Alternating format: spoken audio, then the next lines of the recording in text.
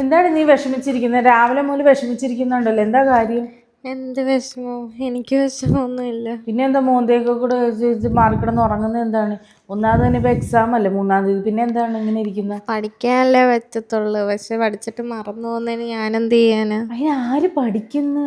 പഠിക്കുന്നു പറഞ്ഞാൽ ഓക്കെ, ഞാൻ കാണുന്നില്ല പഠിക്കുന്നതൊന്നും. അല്ല, കുറച്ചൊക്കെ പഠിക്കുന്ന അത് പഠിക്കുന്നെങ്കിലും ഓർത്തിരിക്കണ്ടേ. ഇതിപ്പോൾ പഠിച്ചിട്ടും മറന്നു പോകുന്ന പിന്നെ എല്ലാം വേസ്റ്റ് അല്ലേ. അപ്പോൾ പിന്നെ ഞാൻ എന്ത് ചെയ്യാനാ? അതിനൊരു വഴിയുണ്ട്. എക്സാം ടൈമിനൊക്കെ ഉണ്ടല്ലോ, കുഞ്ഞുങ്ങൾക്ക് നമുക്ക് പതിവായിട്ട് ആ ടൈമിനാകുമ്പം അണ്ടിപ്പരിപ്പും ഈന്തപ്പഴവും കപ്പലണ്ടിയും കൊടുക്കുന്നത് നല്ലതാണ്. അവർക്കത് ബ്രെയിൻ വർക്ക് ചെയ്യാനും പഠിച്ചത് മറന്നു പോകാതിരിക്കാനും സാധിക്കും.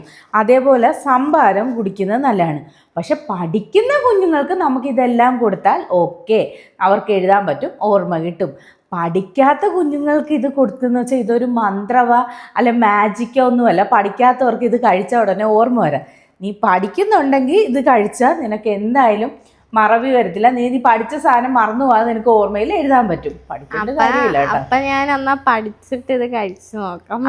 അപ്പൊ അന്നേ ഞാനിത് കൊണ്ടുവെക്കാം. നീ പഠിച്ചിട്ട് വാ, എന്നിട്ട് ഞാനിത് നിനക്ക് തരാം. കുഴപ്പമില്ല. ഇല്ല വേണ്ട, ഏതായാലും നീ പഠിച്ചിട്ട് വാ, എന്നിട്ട് ഞാൻ ഇതെല്ലാം കുറച്ച് പഠിച്ചായിരുന്നേ.